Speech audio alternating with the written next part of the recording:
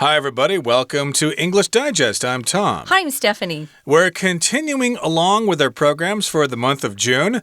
Hopefully, it's not too hot out there for you, but no matter how hot it is, you need to keep on learning. And you're going to learn English with us today, but also you're going to learn something about psychology. The fact is, we act more like animals than we think we do, and our behavior sometimes can be quite predictable.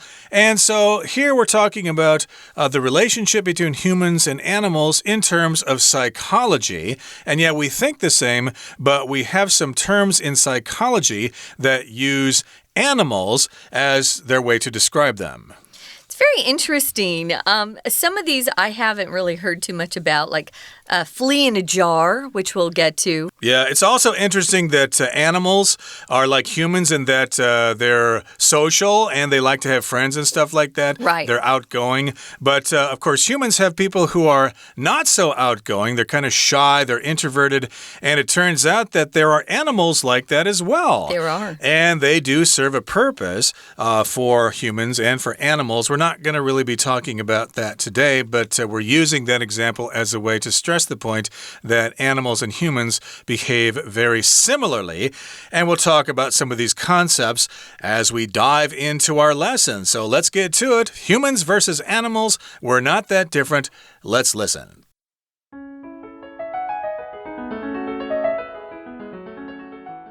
It might sound peculiar, but animal behavior and human psychology are related.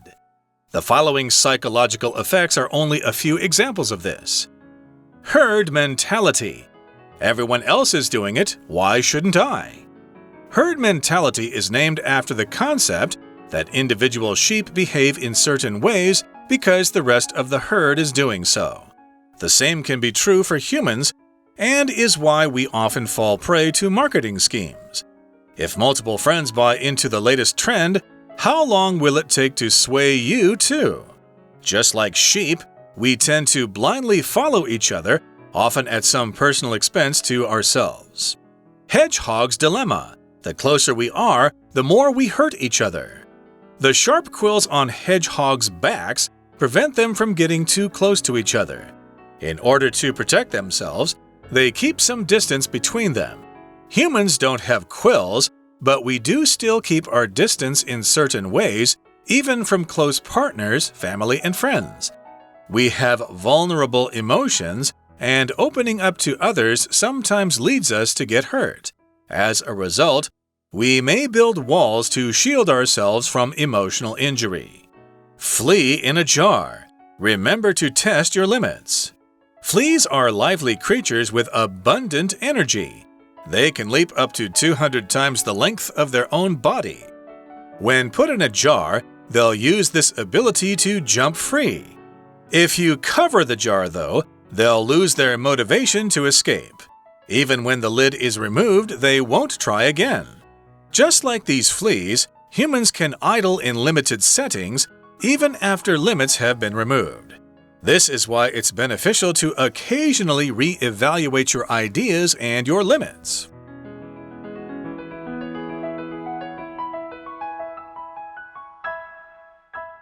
Okay, guys, let's jump in.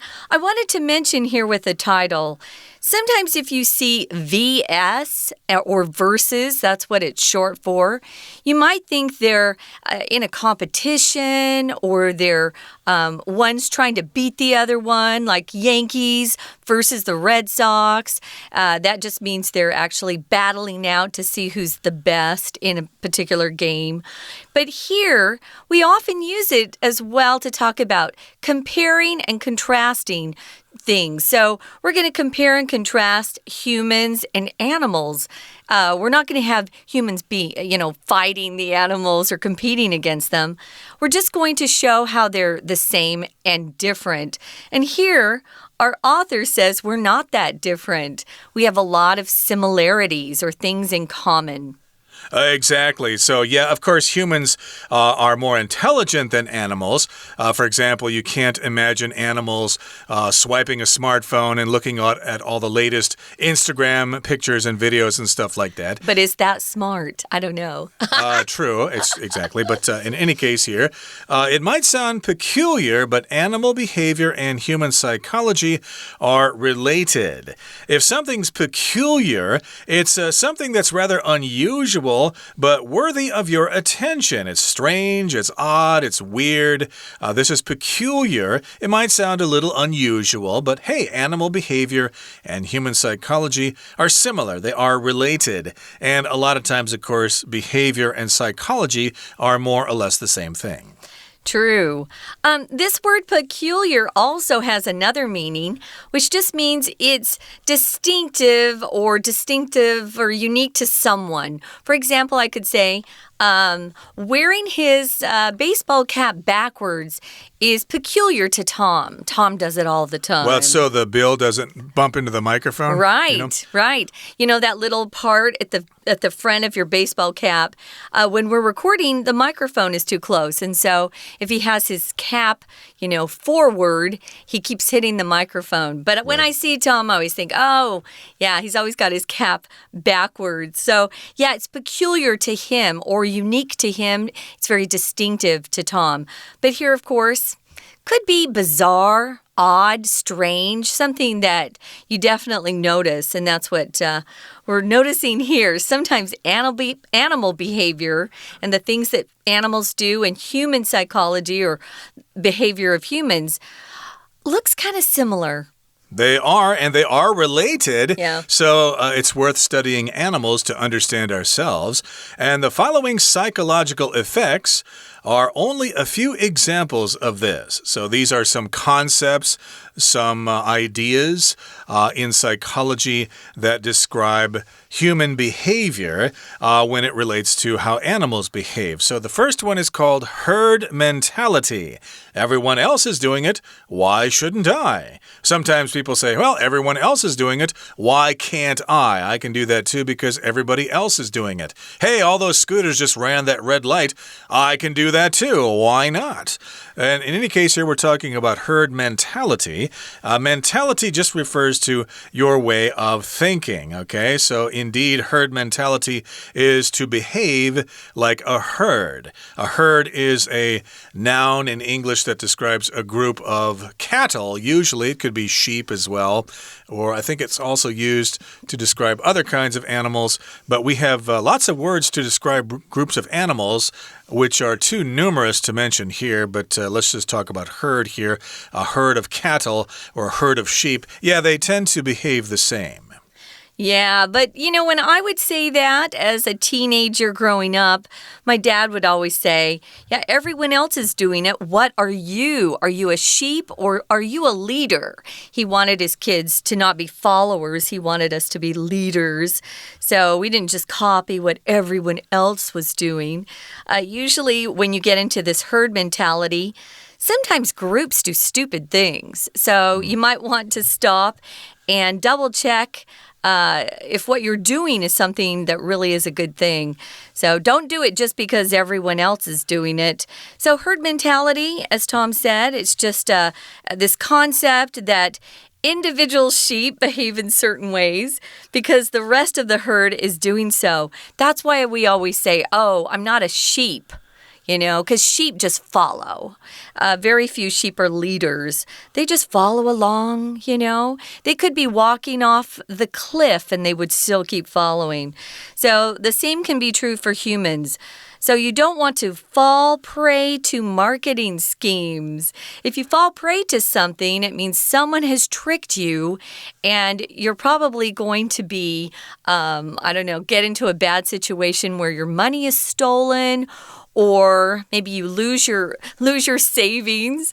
If you fall prey to something, it means someone has successfully tricked you or even run a bad scheme against you. I know in Taiwan, they have those weird phone calls where sometimes they say, I've stolen your child or I've kidnapped your kid.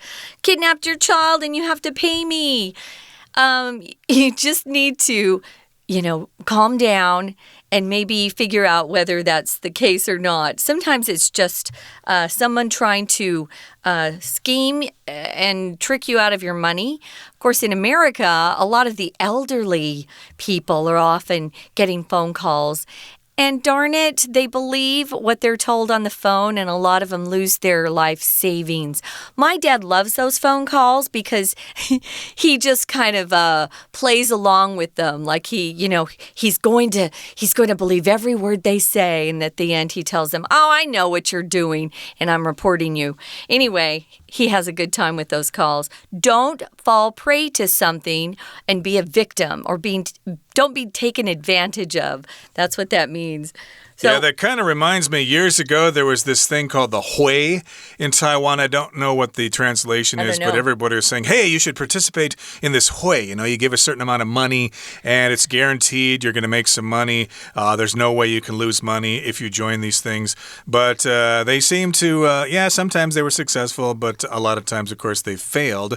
That was quite popular a number of years ago. But they warned me not to fall prey to those schemes or to those scams. Don't fall for it. Don't be tricked by that. And if multiple friends buy into the latest trend, how long will it take to sway you too? Hey, all my friends are doing it. They have bought into this latest trend. If you buy into something, that means you accept it, you think it's legitimate, and you fall prey to it. Buy into, fall prey to, they're basically the same thing. So, you're probably going to be swayed as well. So here the verb to sway means to persuade you. You're going to accept this idea as well. Yeah. Now, sway can also be used if you're a dancer and you move back and forth, or trees in a strong wind might sway back and forth, move from left to right. But don't let people sway you or persuade you to do something that you wouldn't typically do. So just like sheep, we tend to blindly follow each other.Not think through things ourselves, but just follow somebody else, often at some personal expense to ourselves. I've seen this lately with just people watching the news and believing everything they hear on the news. You need to check things out for yourself, guys. Don't be swayed by the media. Do your own homework and see what's going on. We're going to take a quick break, guys, and then we'll be back to talk about, the Hedgehog's Dilemma.大家好，我是派老师。我们今天所讲解的是 Unit5 Humans vs. Animals We are not that different 第一天的课程内容。大家是否听过飞蛾扑火、心猿意马这些成语？在中文里面，我们会利用对动物的观察，比喻人的心理状态或言行举止。而英文当中也有些心理学术语里面含有动物的名称，相当有趣。第一个是 herd mentality 羊群效应，这里所描述的是从众的心理。课文的解释是 Herd mentality is named after the concept that individual sheep behave in certain ways because the rest of the herd is doing so. It is named after a concept. 羊群效应以一个概念而命名。A is named after B. A 以 B 而命名。什么样的观念呢？个别的羊只会因为羊群里其他的羊在做什么，就跟着做。文章作者说 Herd mentality 用来指称人类从众的行为模式。Just like sheep, we tend to blindly follow each other. 人类就跟绵羊一样，会盲目的追随彼此。我们一起看这一段的重要单字片语。第一个 fall prey to， prey 是猎物 ，fall prey to 这个片语的意思是成为什么的牺牲品，或被什么欺骗，深受什么之害。第一段第二句 the same can be true， 请看到这一句。这句话的意思是，同样的道理也适用在人类身上，也正因为如此，我们常常深受行销手段之害。第二个 buy into， 请看第一段第三句 If multiple friends buy into the latest trend, how long will it take to sway you too? 好，请看到 buy into 这个片语的意思是完全相信。这句话的意思是，如果你有好多朋友都相信最新的趋势，你还要多久才会动摇？ We're going to take a quick break. Stay tuned. We'll be right back.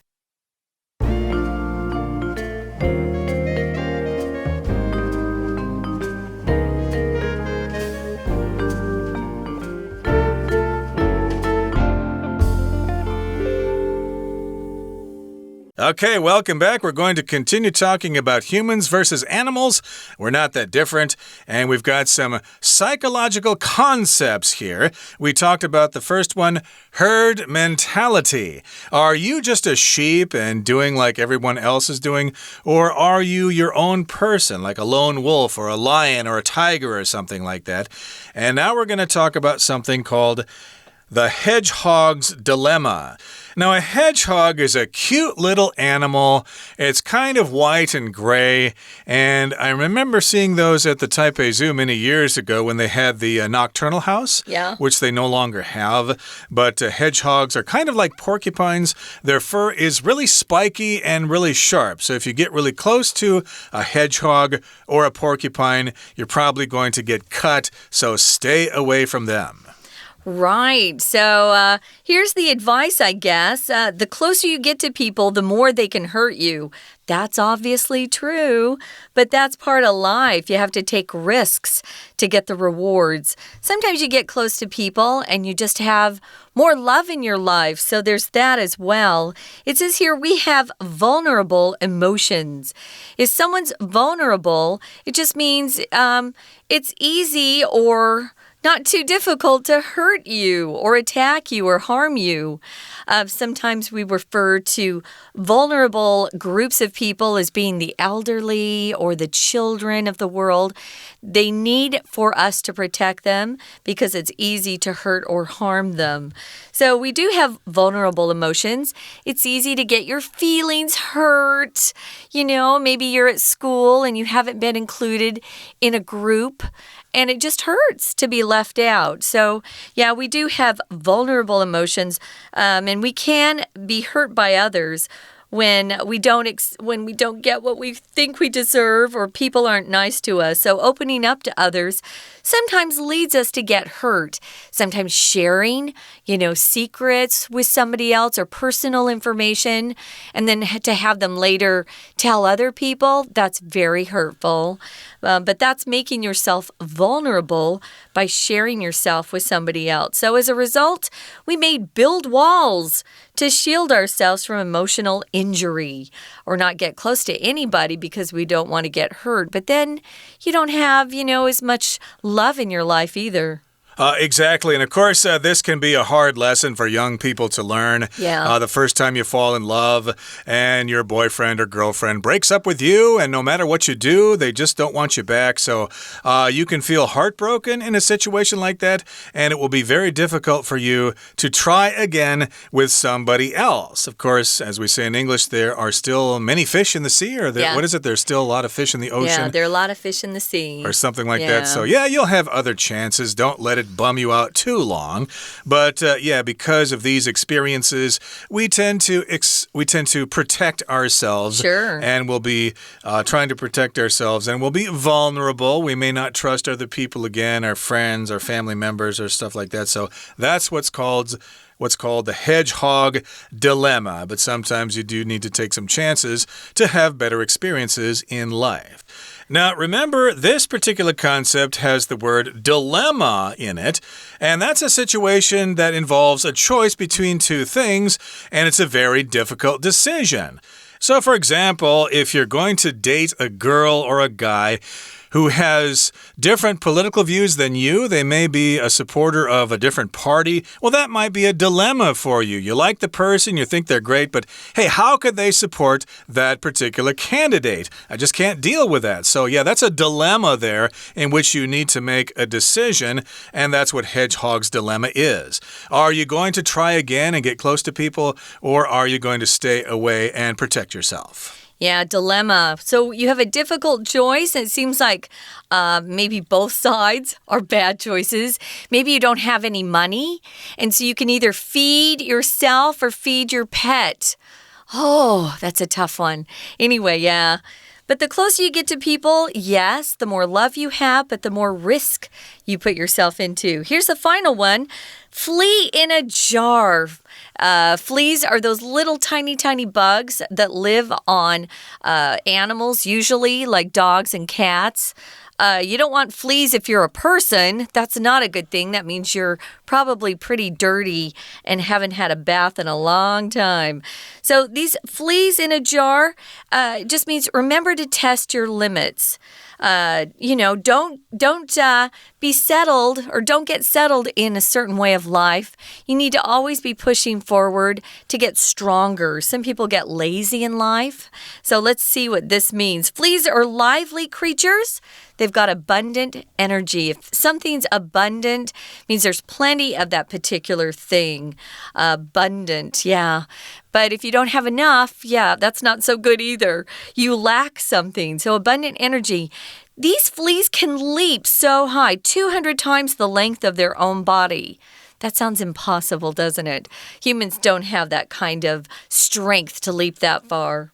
Indeed, and fleas can jump really far, hence the name in Chinese. And also we use the word flea to talk about a special kind of sale in which you can buy old products, a flea market. So fleas, of course, can jump really far. They've got a lot of energy. They've got abundant energy. They've got a lot of energy. And when they're put in a jar, a glass jar with a lid on it, they'll use this ability to jump free. So maybe at first they don't know that there's a lid on top of the jar, or they're looking through the glass and they think, hey, I can see that grass over there. I can jump over there. They have no concept of glass. And then, of course, they jump into the glass and later on they have second thoughts. Well, they will try to use their ability to jump free. But like Tom said, if you cover the jar, and we call that a lid, you put a lid on the jar, they'll lose their motivation to escape. They no longer even want to try. Why try? I'm going to fail anyway. So your motivation is what inspires you or gets you to do something. My motivation when I got to Taiwan was to get better at my Chinese so that when I went back to New York, I could use it in my job. That was my motivation. Well, these fleas are interesting because even after the lid is taken off or removed, they won't try again. So once they fail, it's like they give up. They completely give up. And some people do that. They give up too quickly. So just like these fleas, humans can be idle or can idle in limited settings. Now, if you idle, and it's being used as a verb here, it means you don't move, you're just kind of there for a bit. When we go to if we're on the road driving a car, and you put your car in neutral, it just idles. The engine is on, but you're not moving backwards or forwards. You're just, there. So it's idle. A lot of times, though, we use this with the be verb, to be idle, which means you're not doing anything. You're not getting anything done. And that can happen if people fail, at something they've tried. They just don't try again. It's kind of similar to the Hedgehog Dilemma. You're just afraid to move and to try again because something bad happened to you in the past. So you might suffer from this phenomenon of being a flea in a jar. You need to test your limits and then you'll be okay. And this is why it's beneficial to occasionally reevaluate your ideas and your limits. So do this once in a while. Occasionally means maybe about 10 or 20% of the time. Yeah, so maybe you failed the first time. Maybe the second time you try, set a more reasonable goal. Don't just give up entirely. So occasionally just means every once in a while. It doesn't mean every day. It doesn't mean anything specific. It just means once in a while. Occasionally, you do it something kind of infrequently or irregularly. But keep trying. Test your limits. See how much you can get done or how much you can accomplish. Right now, we're going to listen to our Chinese teacher, and then we'll be back to wrap it up. 第二个是 Hedgehog Dilemma 刺猬困境，这是德国哲学家叔本华 Arthur Schopenhauer 叙述的情境寓言。有一群刺猬在寒冷的冬天聚在一起取暖，但没多久却因为各个身上都带刺，痛得他们必须与现实妥协，找到既可取暖又不至于受伤的安全距离。叔本华借着刺猬来比喻人际关系，人想彼此亲近取暖，却有可能因为过度亲密而受伤。我们一起看这一段里面的重要单词片语，请看倒数第二句 We have vulnerable emotions and opening up to others sometimes leads us to get hurt.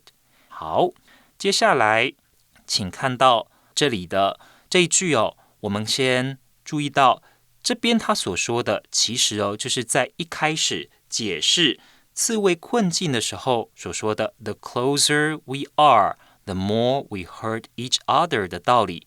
我们越亲近彼此，那就越容易呢伤害到对方，我们伤害对方的就越多。好，再来请特别注意 vulnerable 这一个形容词是容易受伤的意思。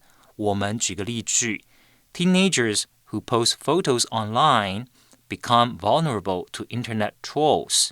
中文的意思是青少年在网络上张贴照片，容易受到酸民攻击。Teenagers who post photos online become vulnerable to internet trolls. 那请同学同样看到倒数第二句 and 后面这边 open up to others. 这句话的意思是对别人敞开心房。好的，接下来我们看到第三个是 flea in a jar, 罐子里的跳蚤，用来比喻人一旦习惯外在的限制，往后在自己的心理思维当中就会自我设限。我们一起看这一段里面的重要句型单字片语。首先第一个是英文当中倍数的用法。本段第二句 Fleas can leap up to 200 times the length of their own body. 身长的2倍，跳蚤身长的2倍。不过呢，在英文里面，他们是把倍数先放在前面 200 times the length of their own body. 再来，我们看到第二个，请看本段第三句 When put in a jar, fleas will use this ability to jump free. 这是副词子句的省略，原本没省略前是When they are put in a jar, fleas will use this ability to jump free. 那由于呢，这个 they 跟后面的 fleas 所指称的是一样，所以我们可以省略。省略的结果，我们只有保留了原本被动语态里面的过去分词 put。接下来，请看第三个重点，是在倒数第二句 Just like these fleas, humans can idle in limited settings, even after limits have been removed. 老师想要请大家注意的是词语的搭配 Limits have been removed, 移除限制。Remove 是移除的意思。那我们如果想要说的是相反的，加上什么限制，应该用哪一个动词呢？应该用 impose limits on 什么人或什么事物。动词用 impose, I-M-P-O-S-E 就是加上限制。以上是我们第一天的中文讲解，谢谢大家。That's it for today, everybody. But please join us again next time because there are still some other similarities between humans and animals that we'll talk about then. It's going to be a great time for all of us. From all of us here at English Digest, I'm Tom. I'm Stephanie. Bye. See ya.